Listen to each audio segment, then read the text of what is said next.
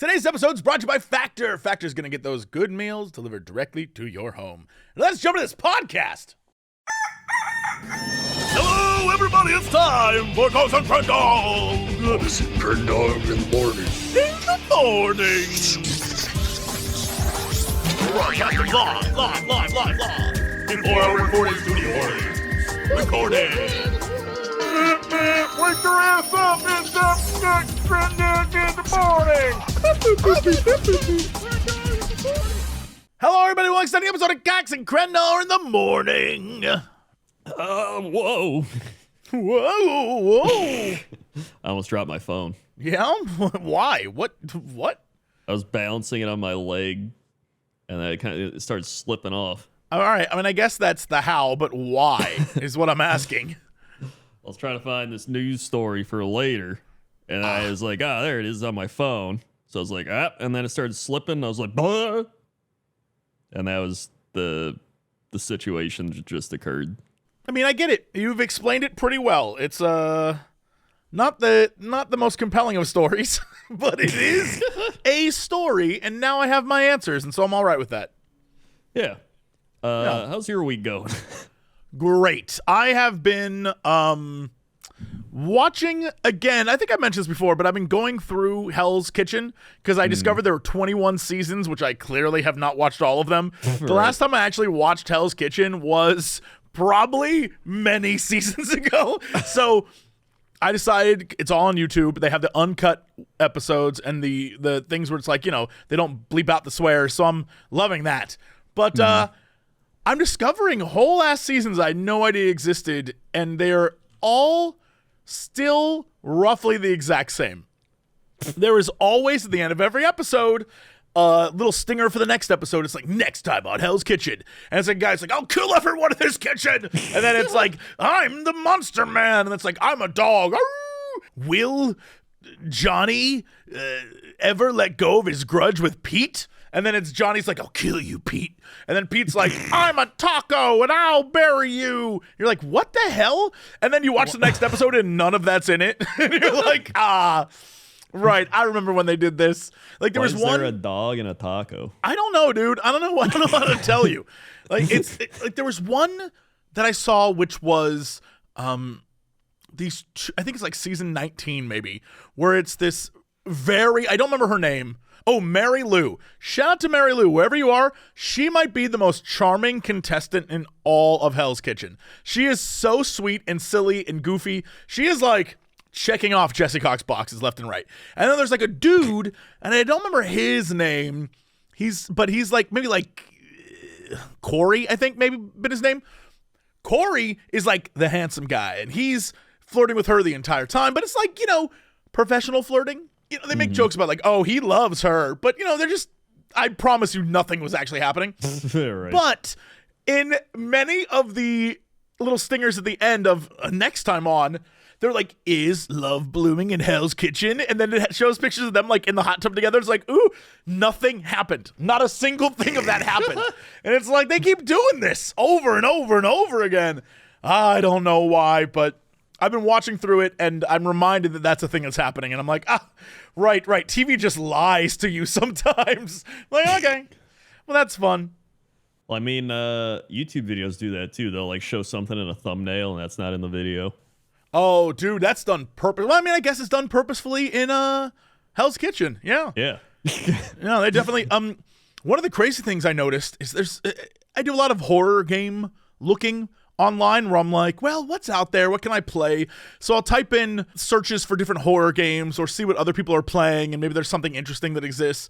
And there's one dude, I don't remember his name, and it's probably good that I don't remember his name, because when I think about this guy, every single one of his thumbnails, the video titles are something like, this game will scare the bejesus out of you, or I worked at a factory, but the monster tried to stop me. Like, those are the video titles, which already seems insane, but I know algorithmically that probably is done for a reason.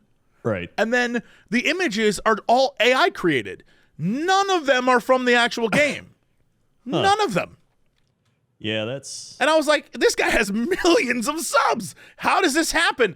But I guess if you're going to game the algorithm like that, then I've never watched the videos. The videos might be amazing. He might be one of the best content creators out there.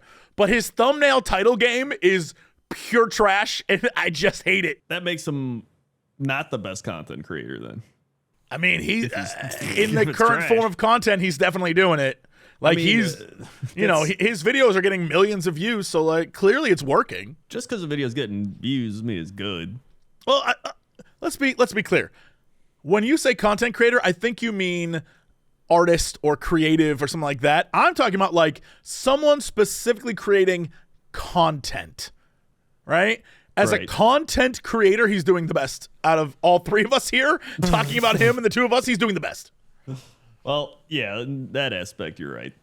Yeah. But I hate those types of things. All that, the classic AI YouTube Oh, videos. yeah, agreed. Oh, I hate it. Yeah. Yeah, and you can always tell because it has the background images, which are AI, and then it's got the like, oh, I am here talking to you about a thing. It is a thing that is good or bad, and it is a thing. It talks like that. I did see you the other night playing WoW, and you were talking about the videos you make.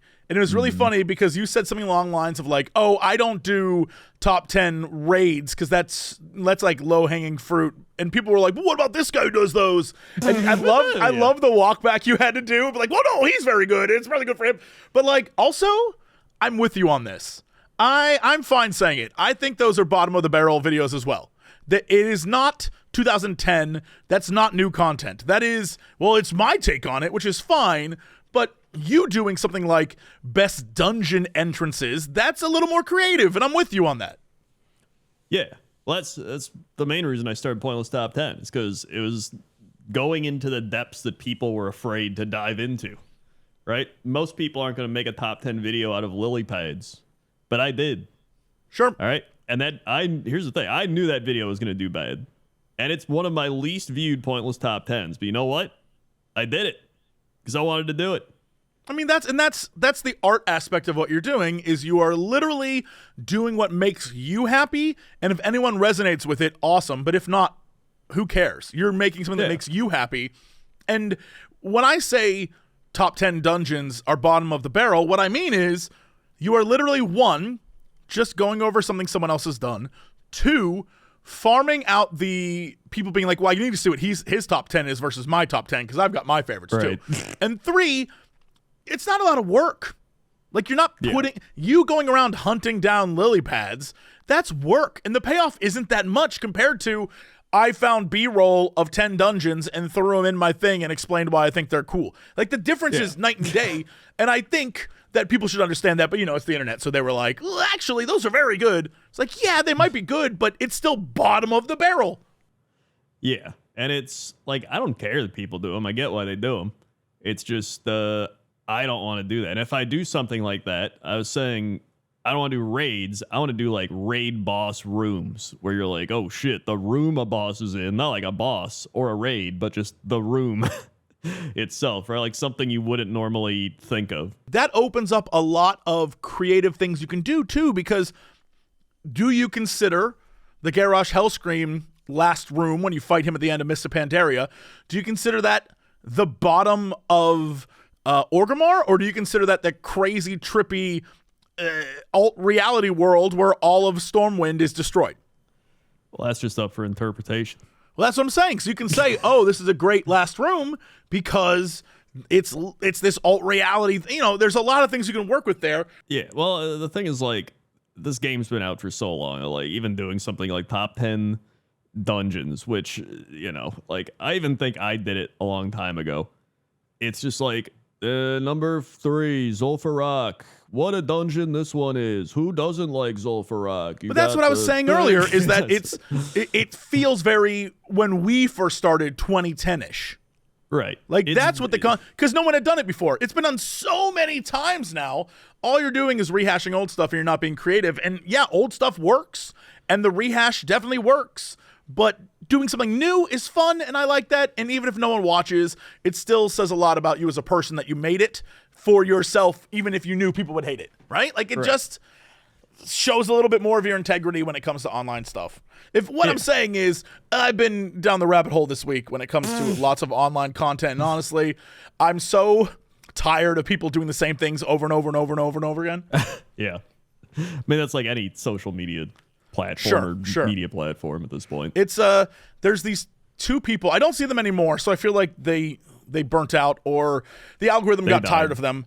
But they were the two dancers. Do you remember the dancers? And they were like, I think they would dance the same German song over and over and over again.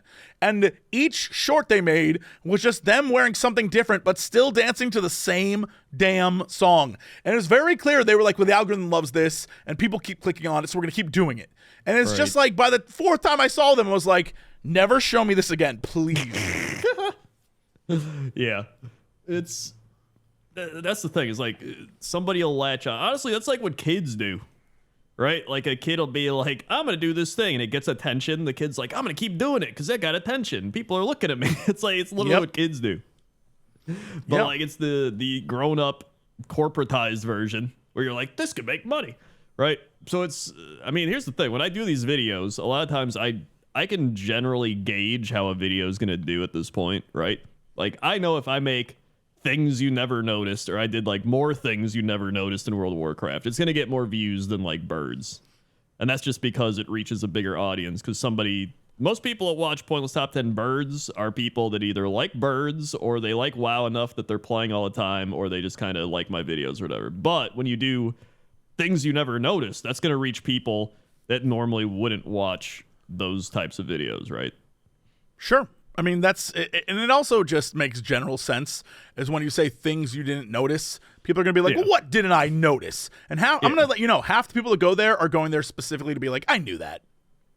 Yeah. Well, here's the thing. One of the reasons I made some of those was because I would watch, oh my God, what was it? I did creepy stuff, or like creepy NPCs. I did both of those, and they both did really well. And I made it because all the videos out there with WoW creepy stuff had the exact same thing. And it was just everybody literally doing what we talked about. The copy paste, like, did you know that there's a place in Karazhan underneath the... It's like, yes, we know that. Like, did you know that... It's like, oh my God, yes. So I went out and I actually found like new stuff, because like what happens is most of the old videos, people stop making these lists at like, I want to say BFA. Like, it kind of just cuts off. And so as somebody who's played BFA and passed it, I'm like, there's probably some cool stuff out there that people don't know about. And so I go find it, and I'm like, here you go. And people are like, dude, I actually didn't even know about this. And there's like so many people that are like, wow, I genuinely didn't know half this list. So that's what I enjoy. So if I'm going to do one of those lists where it's a little more generic and broad, I try to go out of my way to find things that aren't in other videos like it. Yeah, and also the fact that you still actively play, but not in the way that I don't know anyone else on planet Earth who plays like you do. Again, Let me remind everyone, when I asked Crendor how the new expansion was, he spent 5 minutes talking about a lizard he saw. Right. You were like, dude, that lizard's awesome. It was like, look at the way this thing looks. And I was like, what the hell? But you are discovering things, and that's why you're playing, and you're doing it in a fun way that I don't think many other people do. So, you have your own way of doing things.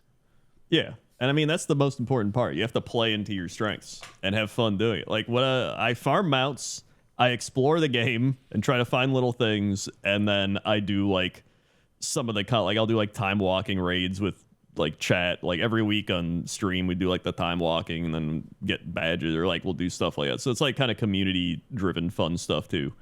So I mean, that's mainly how I enjoy it. I don't want to, the only time I raid is like the one time where the new expansion hits, and then like Sam and Gmart and all those people are like, yo, let's raid, and Criken, and then we raid for like 2 weeks, and everyone's like, all right, bye. Yeah, I never understood that. I genuinely don't get the way they play games. It seems crazy to me that they're like, let's get really invested in something for like 2 weeks and then immediately move on. Like, I just can't do that. Well, they're very much variety driven. Like, they'll play games for like days or weeks and then be like, all right, next game's out. Like, they're consumers. They consume the latest The latest craze. They have streamer brain. What is streamer brain? What does that mean to you? Or I guess Streamer brain in general. is like, this new game is really popular. It just came out. Everybody wants to watch me play it. Let's play it. And then the views start dropping and they're like, all right, next game. Right? Like with WoW, I can kind of get it with WoW because what happens is the new expansion comes out. You do all the quests. You get geared. You're like, all right, I'm ready to raid, do some dungeons. We do the raid, and then it's like, all right, cool. The raid is kind of like the pinnacle, right? We hit the raid, we beat the last boss, and that's it. Then it's like, want to do hardcore? And we're like, no, we'll do like the first boss of the hardcore raid. And then we're like, all right, cool. And that's it, right? So that's kind of that mindset. I don't really know for other games. There's plenty of other games where I've seen them play it and then quit. But like Sam, he'll play it and then quit because of the viewership, but then he'll keep playing it offline and just like finish it offline. Yeah, I mean, I don't know. It's very weird to me, the whole viewership thing when it comes to, like right now, for example, I'm playing the new Lost Records game, the Don't Nod game that's kind of like their next follow-up to Life is Strange, but it's like something totally different. That's not what people really want to watch on my channel, but I'm enjoying it tremendously. I'm having a great time. You can literally, in the game Crendor, you have a camcorder and you can film anything in the game. Like there's shit to film. And then you put it together in videos that you make in game and then you show to your friends. Dude, I've made real horror movie, like crazy angled shots of like bugs and shit. It's wild. And then I'm like, hey, check out my video. And everyone's like, cool. I'm enjoying it tremendously. But I obviously know that's not, like, people want to see what's popular. And it's not a popular game. No one's out there like, God, I want to see that so badly. Right. But I like it. I enjoy it. And so I want to play it. And I want to play it on stream because there's some people that like watching me play it. But it's clearly not meant for everyone. Today, when I was doing my just chatting thing, I had double the viewers of when I was playing the, right. People, I don't know. I guess if I wanted to, I could just start just chatting all the time and I'd do great. Right.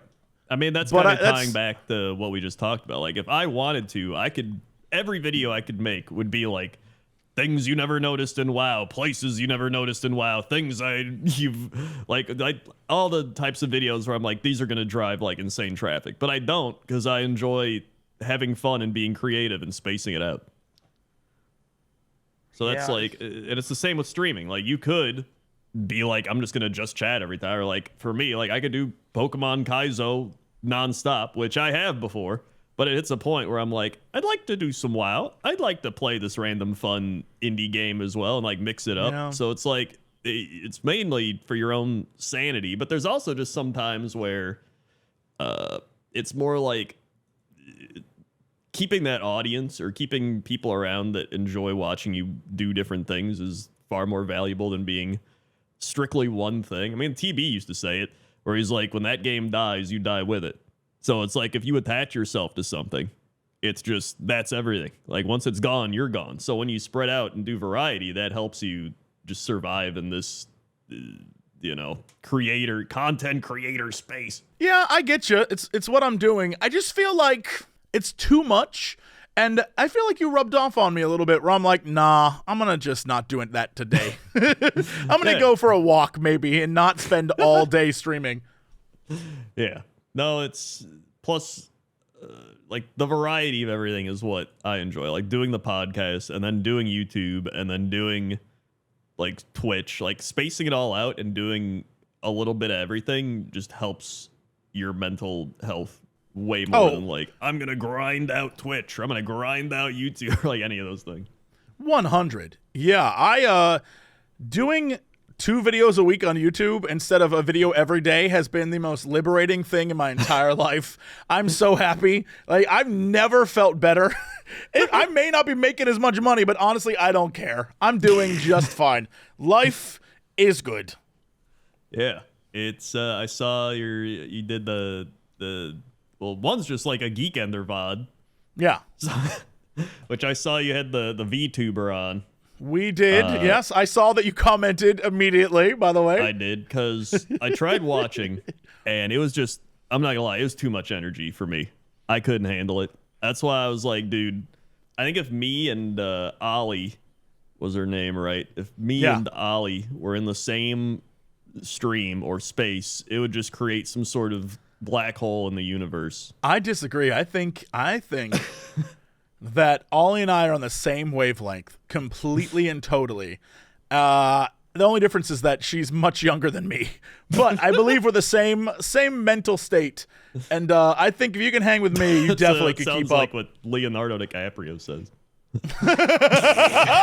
When he finds his new 21-year-old girlfriend. Yeah, we're the same exactly mental the state. Same. It's just like 30-year age difference. Yeah, don't worry about it. Yeah. Yeah. Dude, speaking of age, my God. I have been just down the rabbit hole with this guy. Do you know who Brian Johnson is? No.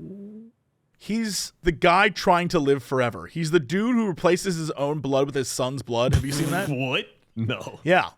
It's this guy, like his whole thing is he and his son would do blood transfusions, and he would take his son's younger blood, and his whole thing is he's trying to live forever. Like he's a billionaire. He's spending all of his money on insane technology to live forever. He's got weird chambers he goes into. He does all of his work in like a pod. The man, genuinely, I've never seen anyone who is so rich and yet so crazy. Like he has the crazy vibe of like, I built the spruce moose, like that kind of like he's got like insane Mr. Burns vibes.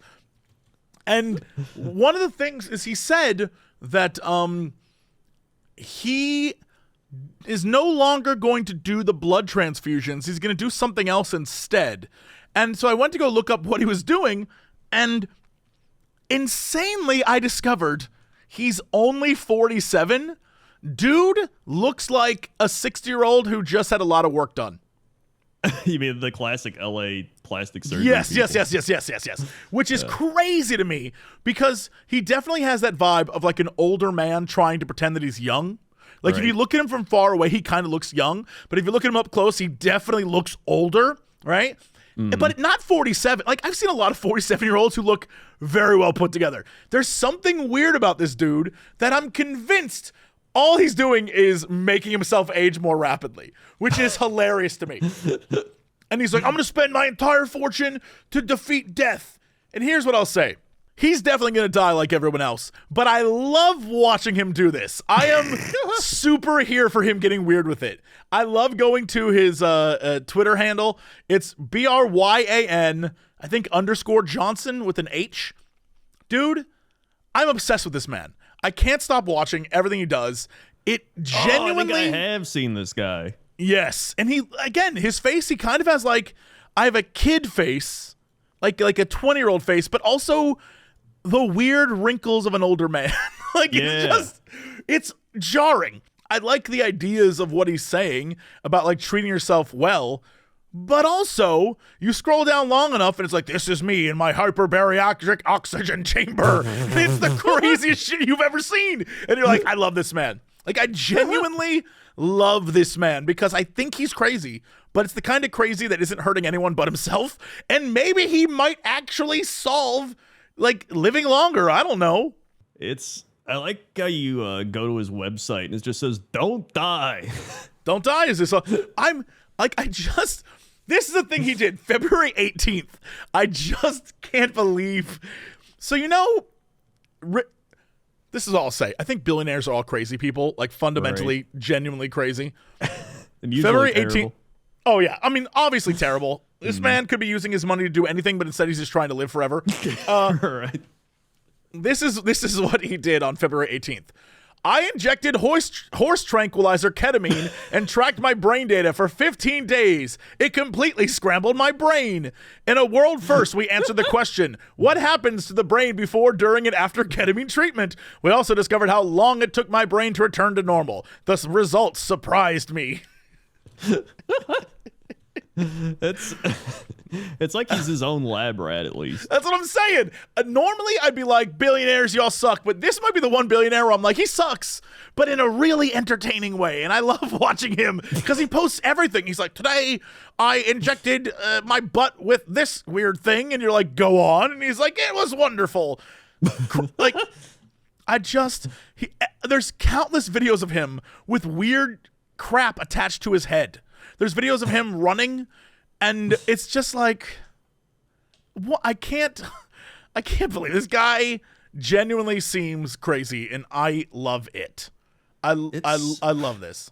So I went to what he's selling, and some of this shit is like insane. Like genuinely, he's selling the Blueprint Stack, the best-selling longevity kit used by Brian Johnson with 70 plus health activities. It's $325. Okay, but it's got comprehensive nutrition, scientifically proven ingredients. I don't even know what that means. That just means that there's ingredients in it, scientifically, I guess. Multifaceted benefits, convenient format, and exceptional ingredients. He says ingredients twice. Okay. And then there's essential capsules, the longevity mix, the essential soft gel, the NAC plus ginger plus curcumin. Is that like a super cumin or whatever? I don't know. Extra virgin olive oil. While you're sitting there reading his amazing formula, look at this. If you could, I'm going to try to describe this to the listeners, but this one's insane. Imagine a fat skeleton, if you can, and then for some reason, in front of him is Prozac and cola and artery clogging spuds. Yeah, French fries and fish fillets and that kind of stuff. Fluoride Spring, so I guess he's anti-tap water. But then also cameras in the background, like Illuminati's watching you. So that's where he's coming from, which is already crazy. But then he posts things of like, this is how you should really eat. And he's talking about what I'm eating the next few days. His superfood smoothie. Strawberries, blueberries, pomegranate, dark cherries, almond, flax seeds, macadamia nuts, chia seeds, Blueprint cacao. That alone, imagine the average American being able to afford that. Then he says butternut squash soup with roasted apples and carrots. And then he talks about like all these other things you need. And then he's like black bean and mushroom bowl with chickpea rice. And it's a whole list of other things. And all I can think about is he made these little tiny bowls of food out of all this food stuff. And then he's like, you should eat like me. And it's like, wait, what? No one can afford that, dude. Yeah, that is. You're a billionaire. Of course you can eat like that. You have the benefit of being able to eat like that. Dude, you literally have a bariatric chamber you do your work in. Like, it's so out of touch and crazy. But also at the same time, I'm just like, again, this man, how many normal people, just normal everyday people, right? Do you know who are like, yeah, I made a superfruit smoothie. I went out and I bought strawberries, blueberries, pomegranates, dark cherries, almond milk, flax seeds, macadamia nuts, chia seeds, and cacao. How many normal people do you know who took the time to make that? And that's not a thing that happens to most people. No. If they make a smoothie, they have like 2 fruits max. They're like, yeah, I got the fruit that was on sale. Or they go to the grocery store and buy the frozen mixed fruit bag. Oh, and yeah, that's the one. Like, there's just not, it's not feasible for most Americans. And I feel like that's just something, I'd say, probably most people in the world. But this man's living like a fantasy. It's wild to me. And again, he's definitely going to die. And what's crazy about it is I get to watch the whole process. So I'm kind of here for it. Yeah, it does seem as though he's pretty insane. Yeah, he's got, hold on. This man on February 14th, he posted a video called Perfect Your Erection Score and Make Your Valentine Happy. Your erection score? The man's making things up. I don't even know what that means. Yeah, that is. It actually sounds like he's just making shit up at this point. I think he must.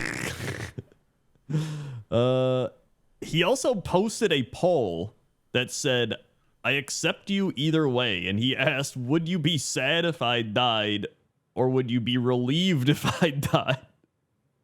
And 88% said they'd be sad, but 11% said they'd be relieved. Okay, this is another. He posted an image, and the image says it's two bullseyes, right? And one bullseye is visible and says talent. Hits a target no one else can hit. And then it says genius. And it's a bullseye that's invisible and it says hits a target no one else can see. And you're like, what? What do you mean? That literally sounds crazy. No one else can see the target. And so, yeah, I hit it. So you hit a thing that doesn't exist and you're taking, like, if genius is just bullshitting and making your way up, this man's a genius. Oh, there's plenty of those. Yeah, if just making things up and saying you did a thing even though it's not a thing, then yes, this man absolutely is that. He is a genius. Well, from the thing where he said he injected horse tranquilizer ketamine, there's that thing under it that says ketamine's an FDA-approved anesthetic and a fast-acting treatment for depression. Calling it a horse tranquilizer is misleading. So that's great. This is... The thing is, like, I don't get these people because they spend so much time trying to be, like, the healthiest, longest living person ever that they're gonna die, and then they die just, like, having dedicated all of that time to just, like, doing this and not actually having fun. Or, like, enjoying the little things that you can do. I mean, maybe it is his fun. Like, there's parts of this I kind of get. It's like when they talk about RFK Jr. That dude's bonkers insane. But every once in a while, just like this dude, I'm looking at one of his things. On February 7th, he posted, over 40% of the U.S. are obese. Let's start eliminating food toxins, fast food, different sugars. I kind of agree. I'm like, yeah. Like when RFK is like, oh, this thing's terrible. We should get rid of these sugars. I'm like, okay, I'm with you on this. And then he's like, and also vaccines. And I'm like, okay, never mind. You lost me. And it sucks because this guy's the same way. Where he's like, we should get rid of these things, but also we should remove fluoride from water. I'm like, but that's kept plenty of people's teeth from, like, there's a reason it's there. It's not a conspiracy. And it's like, nope, it is though. It's like, okay. That's a lot of the problems with a lot of these people is they'll have a few good points and you're like, okay, yeah, that's all right. And you're like, okay, we're getting somewhere. And then they just have like some batshit insane things right behind that. And you're like, okay, never mind. That's most YouTube, which is the crazy part, where people make videos and you're like, yeah, I agree with this. Like, during this, as a Star Wars fan, during the most recent Star Wars trilogy, all of it, I was like, yeah, I agree with that. That movie was terrible. And then it'd be like, and women are awful. I'm like, what? Hold up, what? It's like, and why were there so many minorities in this movie? I'm like, hold up, whoa. Yeah, it's... And YouTube and streaming, it truly lets you... eventually see people for who they are, because it'll always come out. I mean, if you look at all his posts, most of the replies are like, you're still gonna die, dude, which is kind of what we're doing. But right. I must stress, I don't hate this man. I'm fascinated by him. I literally watch all of everything he does. I must learn more about him. He is just fascinating because he's in his own weird, like, strange place that I guess when you've won at life, this is all you have left. Yeah, it is one of those weird things where you can tell he's like gone full into this, and it's just sometimes when people go full into something, it takes them over and they go a little too far, and that's when they go insane. And I think he's at that point where he's truly gone insane. And that's, you know what? I'm here for it. Again, he on January 28th, he wrote, I am no longer injecting my son's blood. I've upgraded to something else. Total plasma exchange. Steps. Take out all blood from body. 2. Separate plasma from blood. 3. Replace plasma with 5% albumin and IVIG. Here's a bag of my plasma. Who wants it?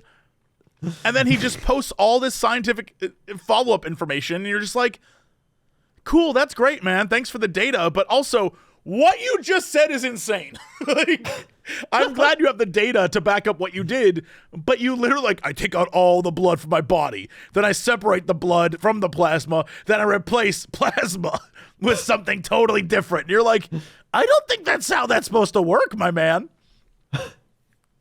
I love this guy. And the thing is maybe his insanity will stumble upon, I don't know if it's going to prevent death, but it may stumble upon something interesting. And so I'm totally here for it. Yeah. It's it's definitely interesting. I will give it that. That's what I'm saying. It's interesting, and I love that. And the fact that he's just selling supplements really just, including his own olive oil for $33. I think that he calls snake oil. It's literally called snake oil on the bottle. I'm telling you, everything about this man, fascinating. This is a great way to segue into I strained my neck. Yeah? Maybe you do need to follow this guy more. Maybe I do. Well, here's the thing. I strained it in my sleep. And so I was just one day, I hadn't strained it in a while. I've been doing pretty good and everything. And then I don't know. It's just one of those things where you just get up weird. You know what I mean? Where you like turn your head wrong. And it's like it's the same part of my neck that I've strained for a while now, on and off.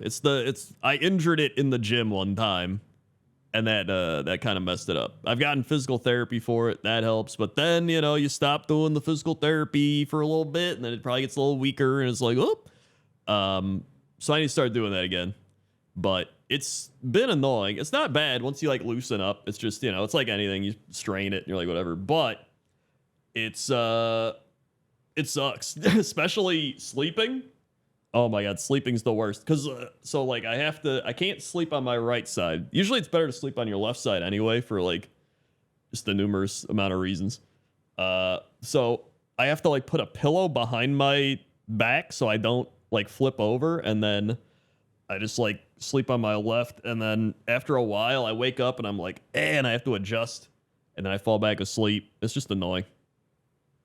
I just don't know how you consistently hurt your neck, but it's also never been a thing that I've had to deal with. Like, I don't have body parts that just ache.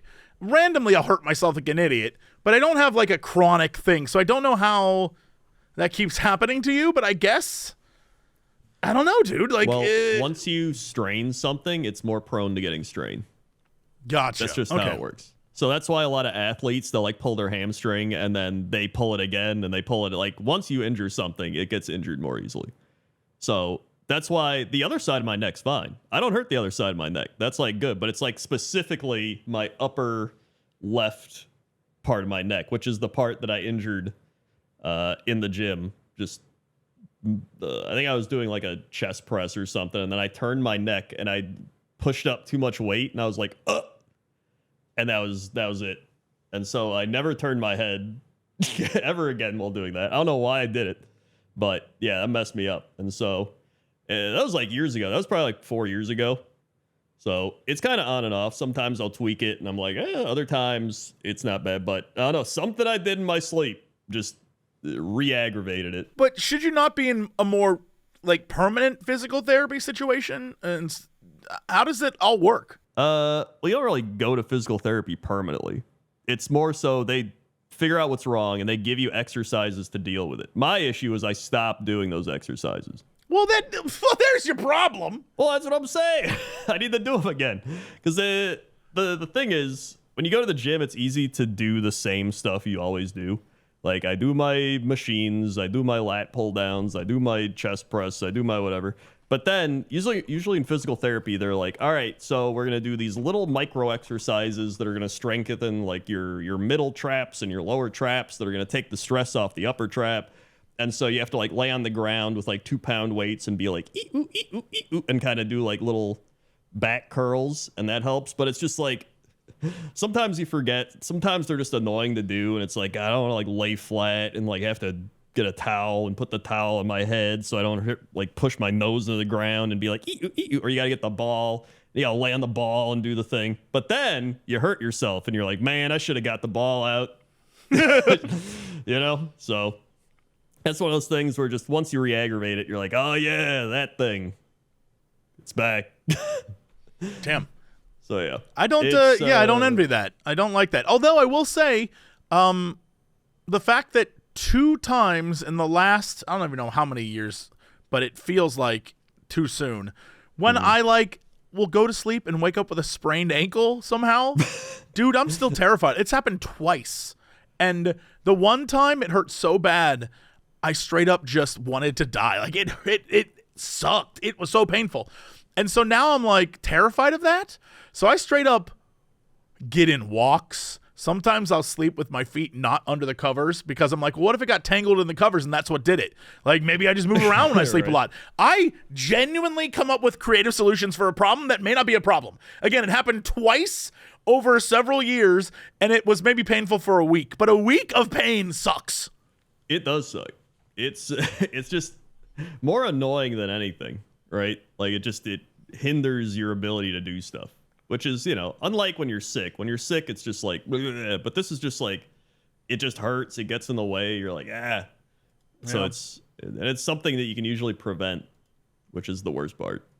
And that's where I'm at. Like, I want to prevent it from happening, which is weird. You know what? We just got done shitting on this guy and his stupid, like, I want to live forever. When really all he's trying to do is prevent things from happening, much like we are. Right. Like, really, at the end of the day, he's just crazy and we are just slightly crazy. That's the difference.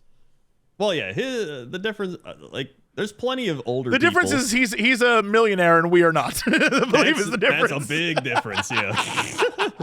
If I was a millionaire, I could just pay somebody to be my daily physical therapist. I'd be like, remind me to do my therapy exercises, and then be like, aye, Captain.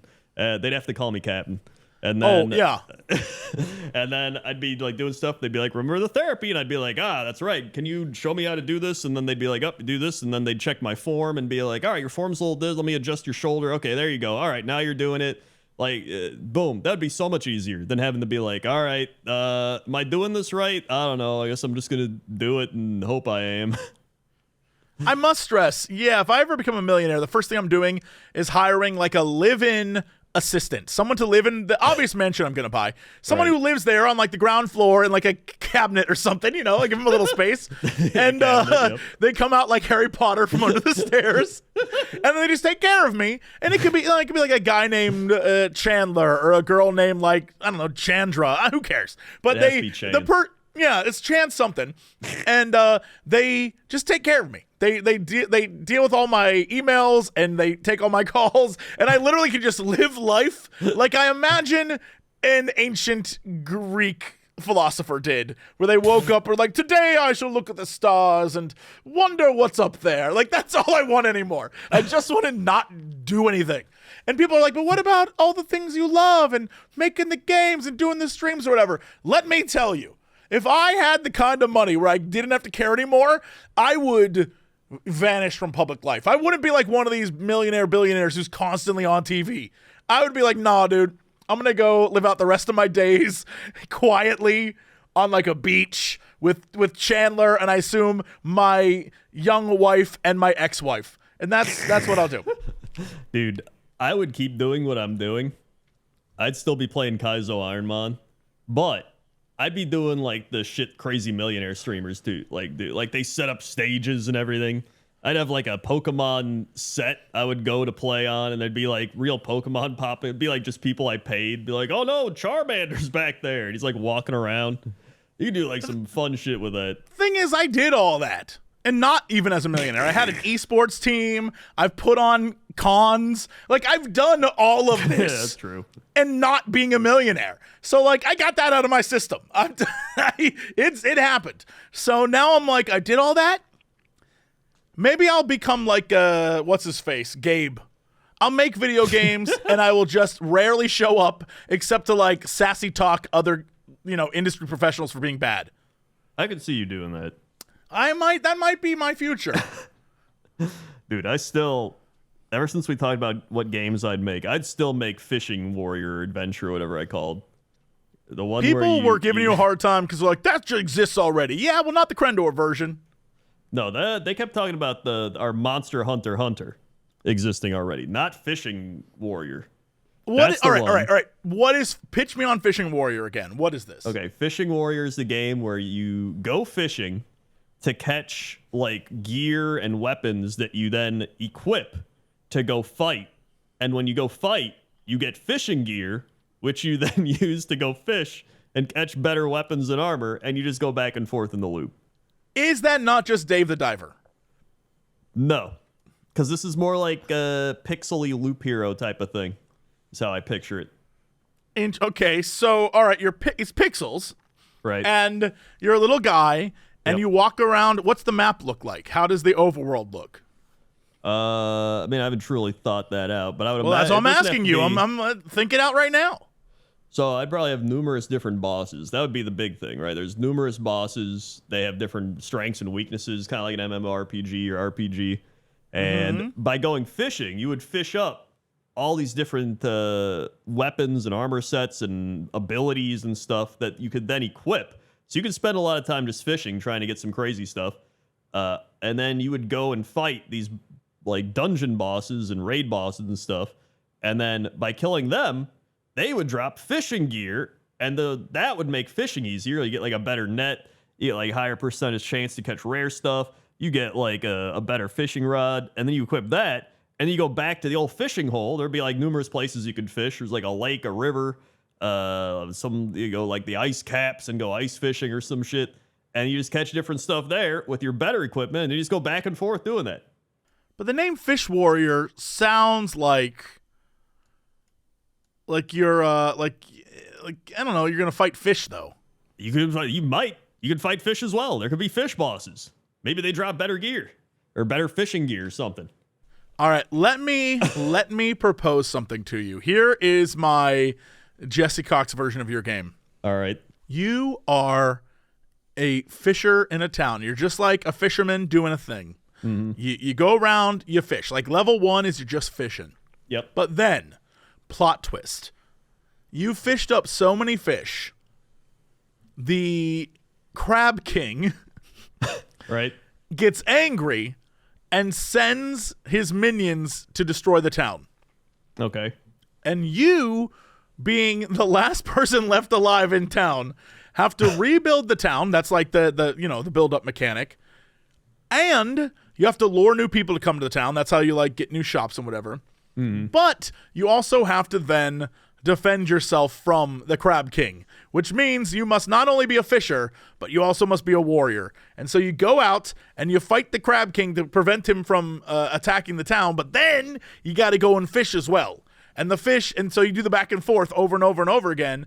And it's kind of like, oh my God, Call to the Lamb, where there's a town management thing where you do the fishing and you do that stuff. Right. But then you got to go out and you got to fight. And then you come back and then you manage and then you go out and you fight and you come back and you fish and you do all that. And then you go out and you fight and you come back. That's how I see that happening. That's great. Yeah. That's that's exactly what I wanted. You just added the plot. Yeah, that's what you needed. You needed a little hook, something. Also, I just wanted to say that we need a character called the Crab King, but he is in fact not a crab. He is a fish with a crab on his head. I like that. That's good. And he's the Crab King because he killed that crab. Now he wears him as a yes, as like a, absolutely. Yeah, he wears the trophy. crab as his crown. Yes, correct. Yeah, that's perfect. I love that. Yeah, and then I mean that would be amazing. And then you could have numerous DLC expansions with various other types of fish leaders. You could have different types of fishermen. Like you could have wizard fisherman guy. You could have, all the different RPG characters. This is a $1 million idea. I'm with you on this. I like this a lot. This is a very good idea. And if only we had the $1 million to make that $1 million idea come only true. I was Brian Johnson, I would be creating Fish Warrior right now. Yeah, but then you wouldn't live forever, unfortunately. That just wouldn't happen for you. That's true. I did see that from learning with like Brandon Sanderson's writing stuff, which I've still been watching every week. Even though I've watched all his old ones, I'm watching the updated ones because he keeps releasing them now. Sure. And you learn that people are always like, I got a really good idea for a book or a video or a thing. And pretty much ideas are cheap. Like everybody can get ideas. It's about executing with those ideas that matters more than anything. Sure. Oh, yeah. I mean, that's why I know I suck. I constantly have great ideas only to discover that I have no way of executing those ideas, so I just don't. Yeah, and that's part of the problem. Like people be like, dude, I got this great idea for a book. And they're like, now you write it and do all the work, and then we can like split the profit. Yeah. And it's just like, no, because all the work is the hard part. Like the idea, you can write a book about literally anything. And if you give somebody that's good at what they do an idea for something, they can do it very well. And if you give somebody else an idea, they can do it poorly if they're not good at it. And it's like that for any profession. If you give a chef a bunch of ingredients, he can be like, yeah, I can make something out of this. But if you give some random dude a bunch of ingredients, they're going to be like, I don't know, I could try to fix something up, right? Like you need expertise in the field of whatever you're doing. Absolutely. Yeah, like you need to have some knowledge of what you're trying to achieve. Like for me, I can produce the shit out of a video game now. I understand production. I still couldn't tell you how to make the coding work, or I can't draw anything, or how to make the pixels move. Like, I don't know any of that. That's why other people do it. But, like, I can make sure it gets done. I can keep people on track. I can manage stuff. I can test things. But, yeah, you just have to know what you can do, or then go out and learn it, you know? Yeah, and that's kind of the main thing. And so that's why whenever people are like, I've got an idea, it's like, it doesn't really mean that much. Right. Yeah, because, idea, I think they mentioned, what was it? There was an author who was talking about how ideas are really cheap and any good writer can write a book about anything. And I guess they gave him the idea of writing a book about Pokemon and the Roman Empire. And then he literally wrote a book about it and it became really popular. I forgot what it was called. Now I gotta look this up. Pokemon Roman Empire. Yeah, it's it might be this. Is it called Furies of Calderon? Yeah, I think this is it. I think it's Furies of Calderon. Codex Ilaria Book 1.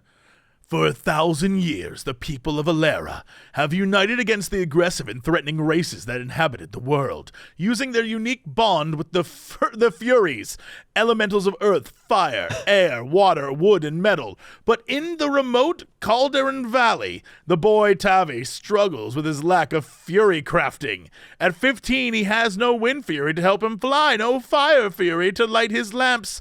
Yet, as the Ilerans' most savage enemy, the Marat Horde, return to the valley, Tavi's courage and resourcefulness will be the greater power than any fury. So, I don't know what this has to do with Pokemon, but all the reviews are like, dude, it's like Pokemon. Well, I guess that's because somebody was just like, he made the statement of being like, oh, you know what? Anybody can write anything. Just give me like 2 ideas and I'll do it. And someone was like, Pokemon Roman Empire. He's like, all right, sure. And then he did it.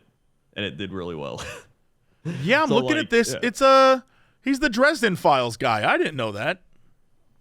Yeah. So yeah, he's. I mean, like he's actually like a real ass writer. Yeah, well, that's what I'm saying. Like, if you give somebody, yeah. I thought it was just kind of like this was going to be a guy who did stuff, and then this is like in my mind, I thought this is how on Amazon anyone can publish anything. Right. That's what I'll do for my book. Yeah, like my love of the lizard people, and it's like a sexy lizard person novel. Like that's on Amazon, I promise you.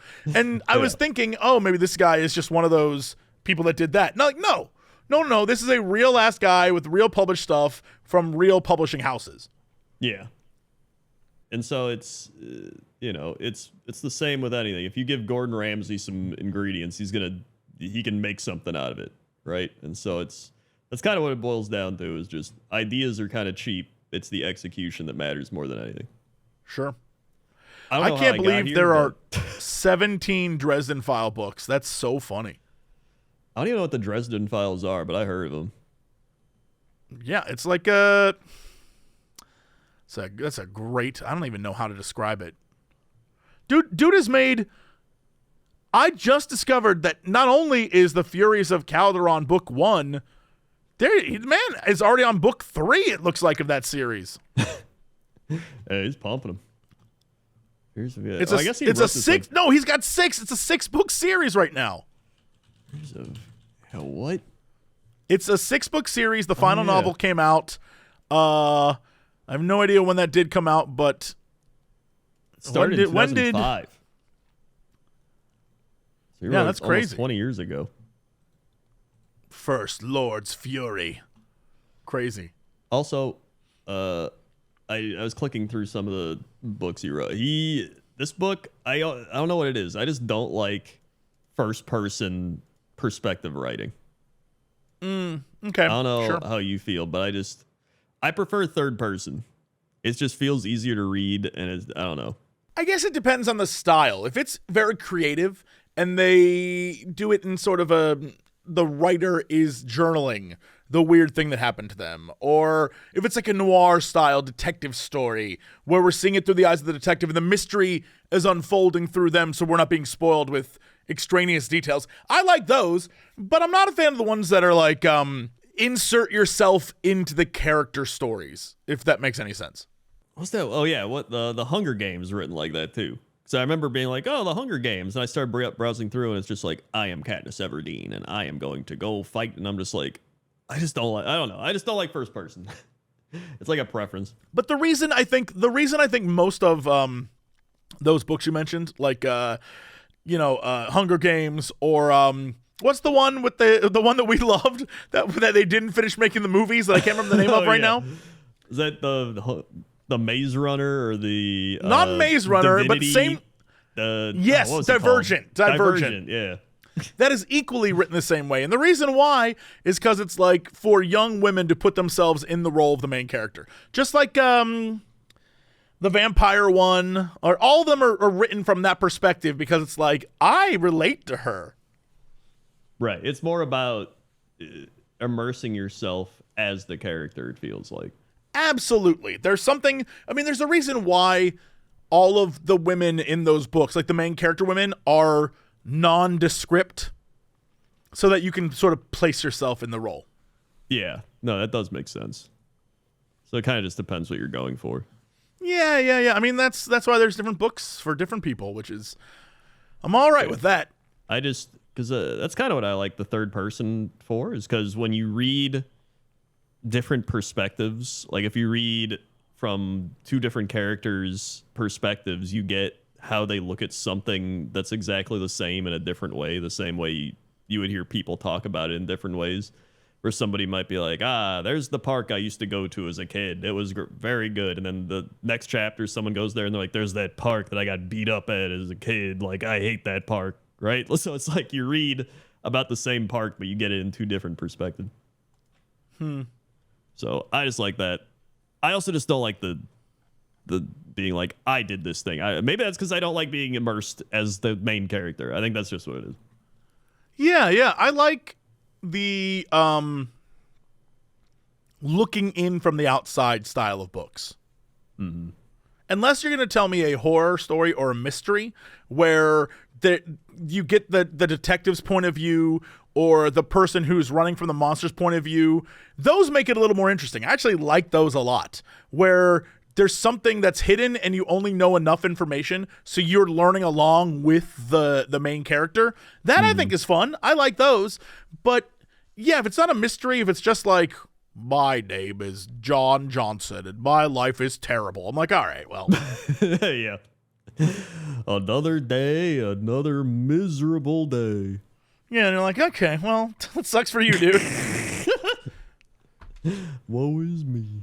Woe is me. But you know what's not terrible? Factor! February is almost over. And if you're thinking, man, I really want to get in shape in 2025, it's not too late to get started. Factor has chef-made, ready-to-eat in 2-minute meals. So you can fuel up, feel great, do what's right for your body, no matter what life throws at you. Factor is fresh, fully prepared, with 40 options across 8 dietary preferences each week. It's easy to pick your meals to match what goals you have for yourself, be it keto or calorie smart, protein plus, or more. Plus, there are amazing side items like breakfast, juices, and desserts. You can get probably just as much good stuff here as you could if you were some billionaire making weird-ass things at home. On the menu this week, for example, green chili queso and chicken thigh pasta with salt and pepper broccoli, black pepper and sage pork with smoked cheddar Brussels sprouts, even Indian-style butter chicken with tikka masala green beans and cauliflower rice. All of it so very good. And if you're doing the keto thing, I'm telling you, it helps and you will lose weight. We have met plenty of people at Cox and Crendor shows who have been eating Factor and just dropping pounds. So it's a healthy way to help you get your weight goals in, baby. Get started at factormeals.com/factorpodcast and use code FACTORPODCAST to get 50% off your first box plus free shipping. That's code FACTORPODCAST at factormeals.com/factorpodcast to get 50% off plus free shipping on your first box. All right, Crendor, let's go to Chopper 07 the guy with Crendor. How's that traffic out there? Oh my goodness, the traffic is actually not too bad. The roads are kind of open. Nobody's really going anywhere. Yeah, it's probably a good time to go drive, unless you're not good at driving or intoxicated. Then don't do that. Back to you. All right. Yeah, don't drink and drive.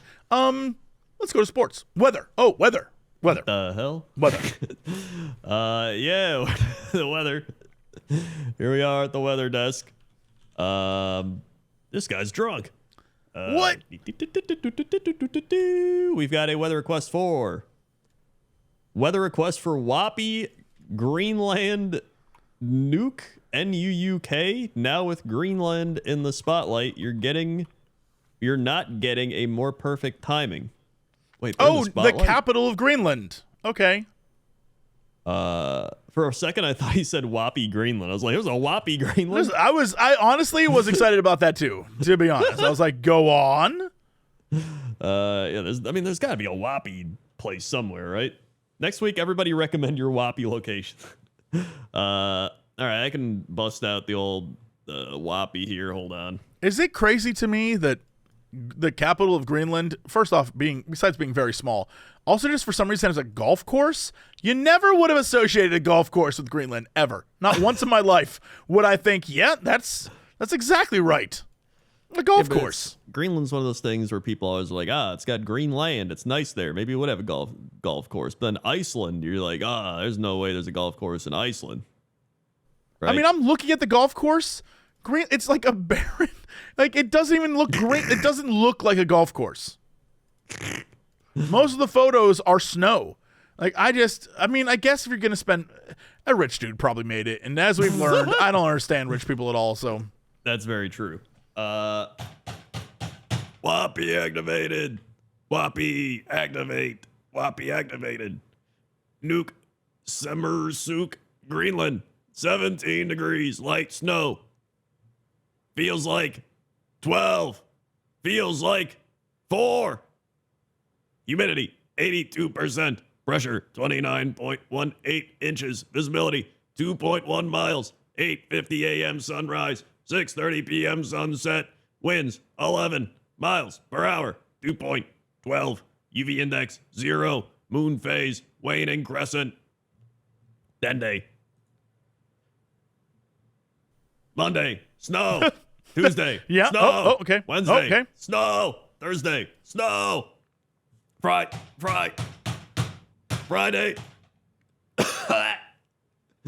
Saturday, mostly cloudy. Sunday, cloud. Sorry, he's breaking. He hasn't done the weather in numerous In a while, months. since the live show, I think. Oh, yeah. yeah, since the live show. That's right. He was already kind of rusty there. I am blown away by the fact that, like, there's a restaurant kind of in the center of town called Igu, I-G-G-U. And from the outside, almost every photo appears to be nighttime, which I think says a lot about the weather there. Right. It's either snowy or it's nighttime, because I guess it's so far north. But with that said, the pizza looks really good in a way that I understand why one of the photos is a large line outside the door waiting to get inside. Hold on. Let's see. But also, the nachos look like the most basic bitch hotel nachos I've ever seen in my entire life. Yeah. It's What's this place it's a called? wide range, but the pizza looks good. I'd eat that pizza in a heartbeat. What's it called? Oh, Igu. I-G-G-U, I found it. Igu. Oh, yeah, I see it. Wow, there's people lined up out the door. That's what I'm saying, but it also makes me wonder how many restaurants are in this area. Also, That's why true. is Igu across the street from Nivi? And Nivi seems like a legit modern eatery spot. It looks delicious. Whoa! They have one meal? All right, this seems way too douchey, but also I love this. I'm looking at a meal. served on a literal plank of wood that is a micro burger, a side of fries, a micro hot dog, and onion rings, and I would eat the hell out of that. It is so pretentious, but exactly what I want. That actually does sound phenomenal. I would eat that. It looks exactly like the kind of food I would eat in a heartbeat. But also, it's weird because the inside of this place looks gorgeous, but the outside is straight up just like a nondescript building. Yeah. But I guess that's kind of the vibe. Like, there's one here. It's Kyling & Co. I think that's how you spell that, unless it's Killing & Co. But the outside looks like a crappy shack, but the inside's gorgeous. And they have a beautiful salad bar. I guess because the outside doesn't matter if it's all covered in snow. Yeah. I mean, we saw that place in San Antonio, the drug den. They had great food. Yeah, that was a great. Yeah, it looked terrible on the outside, but on the inside was great. They got. Oh my God, there's literally just a bar called Daddy's, which is hilarious to me. I'm kind of mesmerized. Never once in my life did I think I want to go check out Greenland. But that's also because I didn't think there were any real-ass cities. Most places, when you scroll into a named thing in Greenland, like just scroll out a little bit, right, and then look at any of the other named places, and then keep scrolling. There is nothing. Usually there's a road or something. There is nothing. You scroll in, and I found one place that has one road. Oh, yeah, you're right. There's like nothing here. That's what I'm saying. Because most people don't live in Greenland. It's like a place where people just do not live. And so it's fascinating to me that this is, like, I'm looking at places. There's a, I don't even know how you say this. Isravsket. I don't even know. Like, there's nothing there. There's Vandrablok. That is, you scroll in, nothing. Either Google Maps has never been there and never mapped it, which says a lot, or it literally is just nothing. Like, I'm looking at this other place. It says it's a town, but there's nothing there. Yeah, there really isn't anything. I'm trying to and find so something. This is amazing to me. I never once thought that's a place I want to go visit, but like, also, maybe it has the same vibe as like the Northern Territories in Canada. Or Nunavut and all those places where it's like so far north. I'm like, why would I ever go there? But now I'm kind of intrigued. What's also crazy is, as far as I can tell, this appears to be roughly on the same parallel as Norway, Sweden, and Finland. And I must know, like, I'm blown. You know what? Hey, world, you're pretty damn cool. Yeah. That's what I'm taking away from this. Yeah. This does have very much like a Finland, Norway, Sweden vibe. Yeah, but also it's so funny to me how international everything is. Like, I'm looking at a bubble tea house in Greenland right now. Like, I never would have thought that was a thing that would exist. I mean, it's on the same like line as Norway, Sweden, Finland, so it would make sense to have the same weather. So I get it, and now it makes me laugh at everyone I know who lives in Norway. I'm like, y'all, how? But then they'll send me images of like, it's 4 p.m. here, and it's pitch black. And I'm like, nah, I couldn't do that. Yep. I just couldn't. But then I see photos of like, if Fjordferlak, which is apparently a bakery, and it's a bakery in what appears to be some dude's home. Right. It straight up looks like an apartment building. But these loaves of bread look it literally is this dude's home. Oh my God. It is straight up this it's in his home. And I'll be honest, I dig the shit out of that. That is pretty cool. Wild. Yeah. I mean, I love it. Good job, Greenland. I got distracted by someone has a shed with a snowboarder on it. It's like a random picture of a snowboarder. And is he on the shed?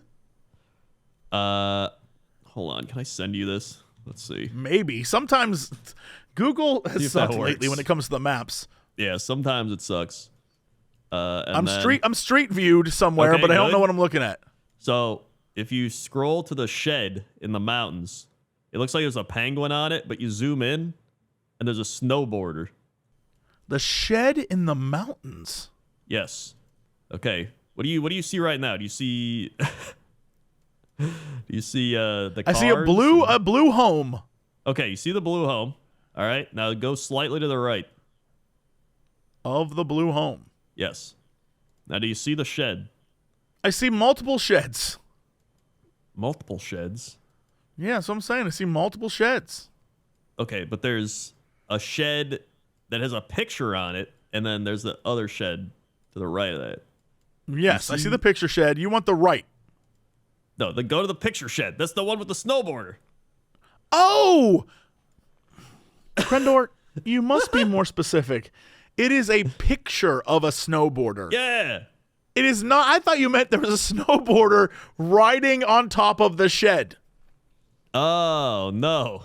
You said there's a snowboarder on the shed. And in my mind, the image I had was a dude being like, cowabunga, and he's on the shed, snowboarding on the shed. That is not the case here. No. It is just a photo of a man on a shed.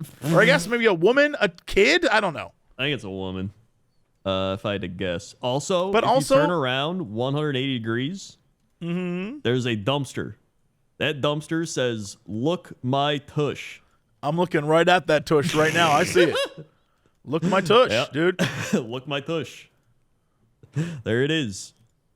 What's wild about this is if you were to say, Jesse, where do you think this was taken? It's These like Mars. images. It looks like Mars. It does not look earthy at all. Yeah. The ground funny. is almost devoid of life. And then the buildings here are I guess created in a way that they can sustain the winters, but they are basically just gray, red, blue with no real identifiers on them at all. Yeah. Yeah, it really does feel like a different planet. It does. It's wild looking. Like from the surface, it's straight up. If you go far enough past the houses, it looks like the photos they take of Mars. Yeah. If you just ignore all of the shit happening here, there's like some shots like this.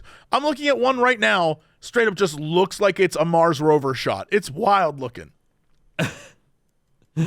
Yeah, which is probably why there's the conspiracy people being like, "We're on Earth, dude. We don't go to space."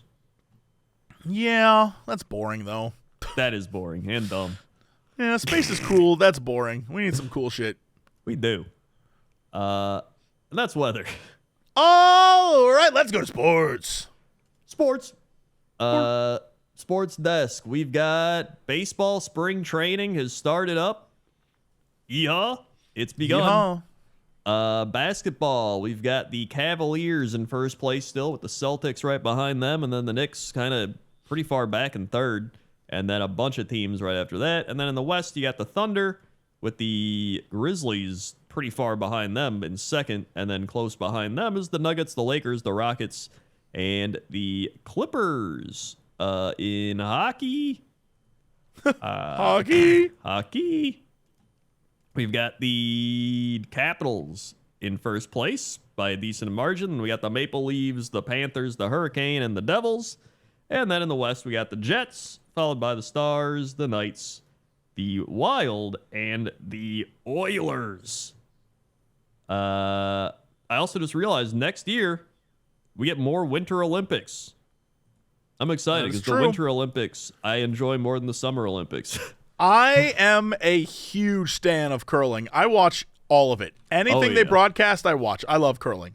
It is I think the one sport I would actually be good at.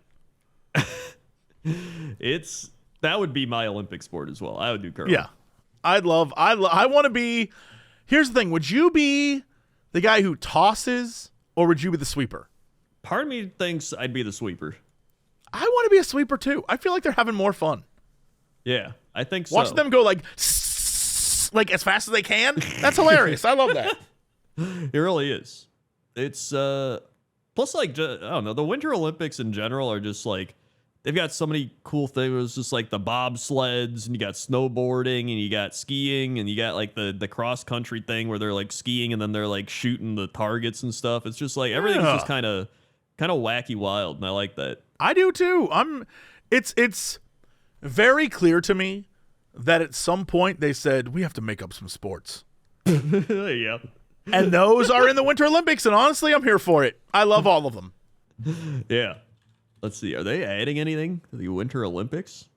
In 2026, Italy, oh yeah, it's in Italy, will introduce ski mountaineering as a new sport. What the hell? Ski mountaineering? What is that? I don't know. It's mountaineering, but you just stay on skis?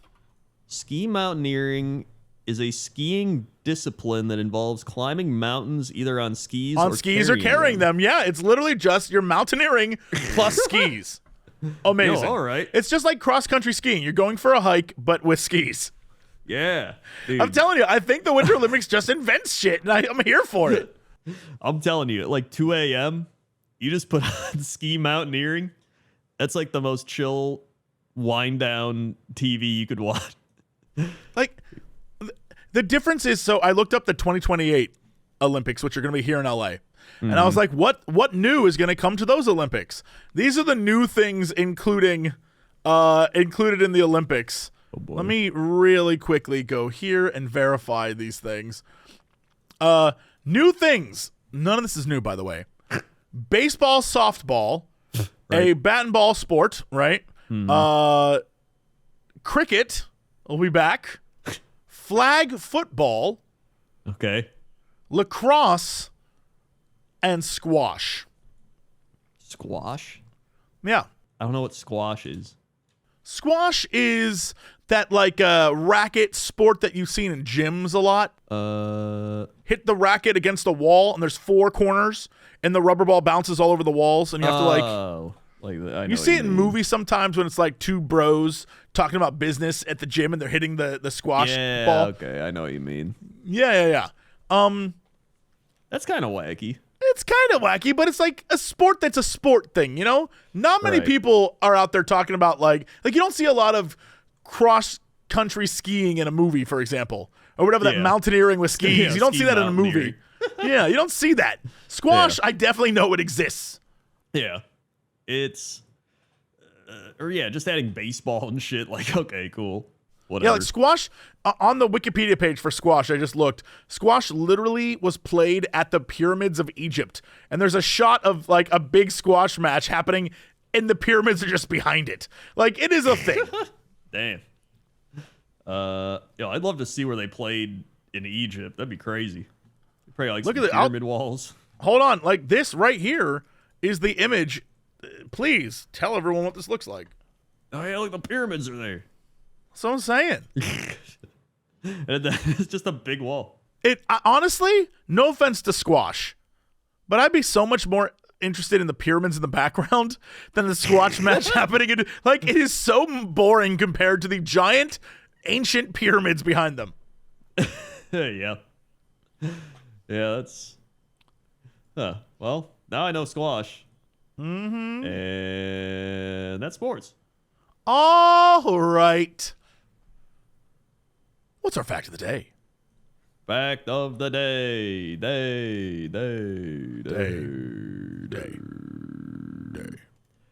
Day. It's almost impossible to get too much sugar from fresh fruit.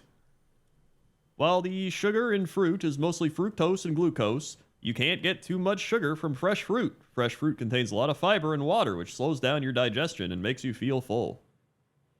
I don't know about that. I feel like somebody probably could go crazy getting too much sugar from fruit. Eventually you get full, though, right? There's got to be somebody, like professional eaters. They probably would eat too much. Professional eaters. What does that mean in your mind? Those people that eat it like the hot dog eating contest. You think there's like a banana eating contest and some guy just went too 100%. crazy and died? I don't know if they died, but they definitely felt terrible. I mean, yeah, this is the thing is like these like professional eaters are on a different level. Like they can power down anything. I'm just trying to argue this thing where they're like, you can just eat as much fruit as you want. Where I'm like, I don't know about that. I feel like there's got to be. Well, everything's in limits, you know? Like, they're not saying just keep eating a bunch of fruit. Like, you know. Yeah. Well, that's what I assume. Like, obviously, eating fruit is good for you because it has the fiber and everything. But it's just the fact that the article said that it's almost impossible to get too much sugar from fresh fruit. Like, I feel like that is kind of crazy. Like, I feel like you could eat enough fruit to the point where you are getting too much sugar. I mean, okay, I sure. feel like Brian Johnson would go out. He'd be like, yeah, you're eating too much fruit, dude. I don't know. I'm just trying to argue this. I see that. I can't argue against it. You're not wrong. Don't overeat anything, really, though. Yeah, it's really just moderation. Just, just have everything in moderation. You can have too much fiber. That can mess you up. And different types of sugars will mess you up, dude. Like, I can't even eat apples. If I eat apples, if I can eat like a couple bites of an apple, but if I eat 2 apples, my digestive system's like, oh boy. And a lot of times it's because of the fructose and the sugars that don't digest well. But that's that's like you. That's because you're falling apart. That's also true, yes. But there's plenty of people. It's like you with eggs. Some people you can't eat eggs. It's like anything. So nope. You're not wrong. I cannot do eggs. Yeah. Now, would eating fruit be better than eating numerous processed foods and everything people are eating? Like, obviously. 100. Yes. So yeah, in that respect, it is. But I'm just trying to I'm trying to Deadville's advocate here. All right. Well, I feel like Deadville is filled with many advocates these days. It sure is. It sure is. Back to you in the studio. All right. Who has come to us with tears in their eyes? Dear illustrious sirs, I write this question with tears in my eyes and deliver it to you via my messenger, Kitsune, who may or may not be house trained. If you had the ability to create a creature from your imagination and give it a physical form to serve as your companion, what would it be and would you name it? Oh my God, you got to go first. I feel like you already have this down. This is easy for you. Is it easy for me? Let's see. You have so many options of really great things that you could bring to life. That's the problem. There's so many options. I'd have to settle on one. Oh, Crendor. What? Well, pick one. You make it seem like it's obvious. It is. It's so obvious. All the listeners know it's obvious. Well, what is it? You tell me. I don't know because it's not obvious. There's too many options. But you're like, there's not too many options apparently because you're like, it's obvious. I feel like you don't even know. 1, sloth. 2, Garfield cat. 3, some kind of little skink lizard creature. There's so many options. That's just off the top of my head. Those are just like animals. Exactly. This is creating a creature, like creating a magical creature or something. Yeah, you could bring any of those to life. You could create a sloth that's just like animals. Yeah. I mean, look, I want to fine. Then I want to make a little goblin named Gringus who does all the work for me. Done. Look, easy. Simple. That's what I'm saying. See, I'd make But a goblin's just a fantasy creature that I didn't make that up. Nothing's truly made up. Well, then this should be easy for you. It's not just so many options. It's not that hard. You're like that guy when someone asked them a question like, if you had to choose either eating 100 pineapples or 100 buttholes, and you're like, well, I don't want to do either of those things. It's like, well, the point is you're supposed to just choose. I am that guy because Toast Room, she'll ask me questions like that all the time. She's like, if you were in this situation, what would you do? And I'm like, well, I don't know how I'd feel in that situation. Like, what am I doing? Am I still myself? Am I doing these things? Just pick one. And she's like, you're not fun. And I'm like, I'm not fun. I'm trying to figure this out. I can't do it. It was like somebody was like in my chat and they said, Crendor, what would you eat for your final meal?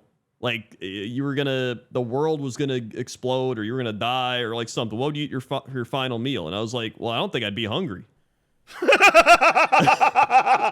I'm about to die. Such a Crendor answer. It's like I probably wouldn't be. I'd be stressed. I'd be like, I'm dead, dude. I don't want to eat. I'd probably just have wine. But the question really is, if you had to have your best meal, what would it be? Like if you were never going to eat again, the last meal you'd ever eat, what would it be? That's the question they're asking, really. That's the problem. It depends on my mood. Toast is right. You're no fun. Because there's so many different options, right? Some days I want to eat like a deep dish pizza, and I'm like, oh man. But another day I don't want a deep dish pizza. So how am I supposed to know in that moment what I'm going to eat when I'm not in that moment to feel how I'm going to feel, right? I can't agree with you. It's just a mind exercise. It is straight up just a little I feel like exercise. People aren't thinking hard enough. People are just really basic, and they're not going in depth enough like I am. Like everybody's but you're gonna not have playing by opinions. the confined rules of the experiment. You're There's just no like confined rules. It's just a question. It's not like we have an entire rule book based around metaphorical questions or whatever the shit. I'm just saying, I think it makes more sense to think the way I'm thinking because you don't know.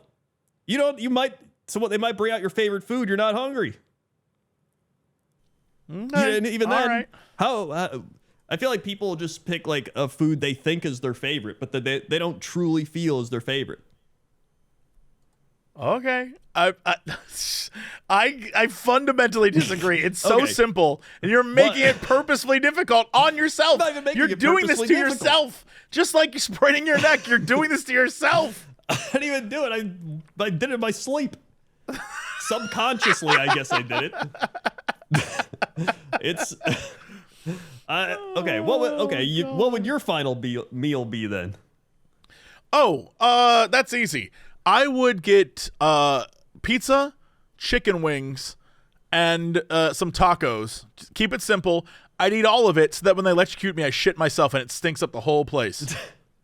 Yeah, but that's 3 things. You can only choose one. No, it's your final meal. You can get whatever you want. Like That's okay. there's a whole We're already making YouTube rules series. about the thing.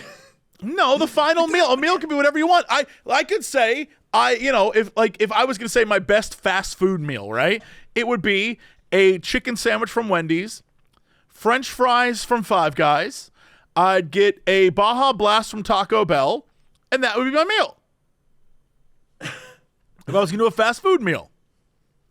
That even then, the fast food meal is just a bunch of fast food that you've compiled Yes. into yes. a meal. Well, Yes. What are they gonna? Does it just appear in front of you? Are they like? Are they Why is that? wheeling it out? That's not part of the question. It doesn't Because matter of how that. it gets there. Why not? Because the question was, what would you pick? Not how would you get it. Well, you said you were eating all this food so you could shit yourself once they killed you and it smelled. If you're just getting it in the middle of the woods, then it does matter. Well, if I'm in the middle of the woods, I'd make a different choice. But it was, you're being executed, what's your last meal? That was the question, right? No, it wasn't you're being executed. It was just what would your final meal be before you die? Which is why I had the questions that I had. I'd want like a nice steak. Like a really nice steak, like a Caesar salad, and a baked potato. And that's simple. That's my final meal. There, done, easy. Well, where are you eating this final meal then? I don't know. It depends. Am I in a hospital bed? I don't know. I don't know. That's why you're I hate you're these sending me questions. down this rabbit That's hole. why- This isn't supposed to happen. That's why I hate these questions. They're dumb. There's too much. It's too generic of questions, and then there's too many variables that go into the question that I don't even know. That's all I'm saying. I think they're dumb. All right. Okay. All right. Here we go. We've got 2 other Dear Illustrious Sirs. Dear Illustrious Sirs, I come to you on my knees with tears in my eyes. If the apocalypse were to happen and you two were by circumstance forced to survive together, what roles would you take on individually to survive the post-apocalypse? Building, hunting, fishing, water purification, agriculture, crafting, distillation, etc. And who would go insane first? I'd go insane first. Oh yeah, I'd lose Crendor somewhere along the way. I must stress to you, in a post-apocalyptic situation, I need to know how the world ended. It will determine a lot. Zombies, I'm a pirate captain. I live on the water. I'm not dealing with that. But if it's some sort of like religious rapture where all the good people get taken to heaven and I know I'm a bad person because I'm still around, I'm going full bad. I will become every villain in every post-apocalyptic movie you've ever seen. If I know I'm already screwed, I don't give a shit. I will be riding around like Mad Max villains. Everyone in my crew will be wearing leather and have like Dom masks on. I will definitely run some sort of like New Vegas Bartertown situation. I will have, like mutants. I'll do the whole thing. Oh, I'll go full evil. I'm down with that. That sounds fun. Yeah, it just kind of depends on the apocalypse, but I would find a way to survive through sheer will at that point. I would be bad. People, you don't want to hang out with me. I would be a villain in the apocalypse. I think I'd rather just die. That's just, I'm like, you know what? I think I'm done. Yeah, I get it. I get that. Yeah. I'd probably just do that. Or maybe I'd go fishing for a while. Or like try to do something. Once things got a little too crazy, I'd be like, yeah, I think I'm done with this. I'm dead. That's probably it. See, like at least this type of question, it's specifying a specific scenario. All right. I mean, it didn't really specify. It just said end of the world. Right. It's got some specificity to it, but it's not. Yeah, I think we need a little bit more like, we need to know what kind of apocalypse. Right. Is it zombie? Is it whatever? Yeah, once you tell me that, I can give you a really accurate, like, this is exactly what I would do. But even then, it kind of ties into, I was bringing this up the other day with zombies. Like, do zombies, some move really fast, some move really slow. Do they have, like, brain power? What happens if they, like, I don't know, tear a muscle? Does it repair? Is it just done forever? Then there's questions that tie into whatever type of apocalypse it is. Yeah, I gotta feel like if it's a slow-moving zombie apocalypse, I'm absolutely gonna have the best life I've ever had. I will be thrilled. Fast-moving, I'm dead instantly. I'm not making it out of there at all. Also, I'm just going to mention the other Dear Illustrious Sir, because they said Eurovision 2023 was the best Eurovision. Austria had a song about being possessed by Edgar Allan Poe. So, I love this. I love that, and I want more of it. We need to definitely do that. We need to watch those. Yeah, we do need to watch those. And that's Dear Illustrious Sirs. All right, what is our big news story of the day? Big news story of the day. Day. Capybara in line of duty. Cops in costumes make Peruvian drugs bust. Seize 1,700 packages of cocaine. What? Pardon? Yes.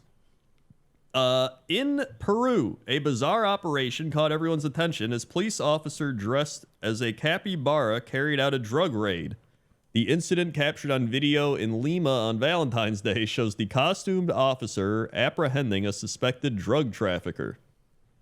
And there is indeed a capybara wearing a turtle backpack walking around. I'm going to need an image of this. All right, hold on. Here is... Hold on, why didn't this link? Here we go. Let me... Doink. Yes. Shut up. This is incredible. It really is just a giant furry capybara. It is. I can't. You know what? The way you describe this is not nearly as fun as this image is. This man got arrested by a mascot. It's incredible. He really did. Police reported discovering more than 1,700 packages of cocaine and marijuana during the search. The recording concludes with the costume officer photographed alongside the suspect and the seized substances displayed on the table.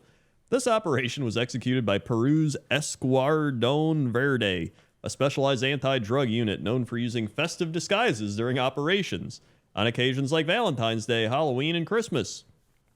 They have done this before. I'm looking at previous ones. February 2024, cop dressed as teddy bear pounces on Valentine's Day. And then Christmas, December 22nd, 2024, police officer dressed as Grinch leads drug raid. They really are doing this. That's amazing. Peru, I love this. They've also had superhero costumes such as Spider-Man, Captain America, Thor, and Black Widow. Cole Pedro Rojas, the unit's commander, stated, "On this occasion, Valentine's Day, Lover's Day, we sought to camouflage ourselves with the character of the capybara." I must stress to you, on the BBC, they have a video of this. the actual raid, and it's a dude trying to fist fight a capybara. The capybara is like pushed a man to the ground. He's handcuffing people. I can't. Oh my God. There is a video clip of Colonel Pedro. Oh boy. Pedro Rojas. And he's giving a speech in front of the police station with another guy in a police uniform. And in the background, looking like a man lost, is the capybara guy. And he just looks so out of place, and it's so cute. I don't know what they were thinking, but this is hilarious. This is pretty amazing. It's like it's adding fun and excitement to fighting crime. Yeah, which, was never fun or exciting. Yeah, never. Yeah, I never. wouldn't Not even once. make any books or stories out of it or anything. Yeah, you couldn't do that. Movies? That'd be stupid. Yeah, that'd be dumb. And that's pretty much it. It's a thing that happens.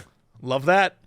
All right. Well, that's it for us. Thanks so much for listening or watching or enjoying this podcast. Crendor, hit 'em with the socials. Boy, have we got socials. YouTube.com/Cox and Crendor podcast. All one word. That's where you can find all these podcasts. We can also hit the bell, the subscribe, like, comment your weather requests, comment your weather locations, any whoppy locations.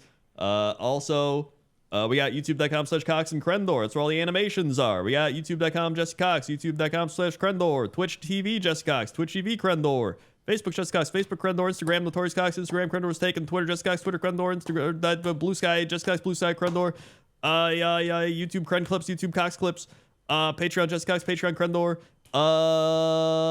Yep. Okay. Yep. Anyway, that's it. We'll see y'all next time. And as always, Woo! to be continued.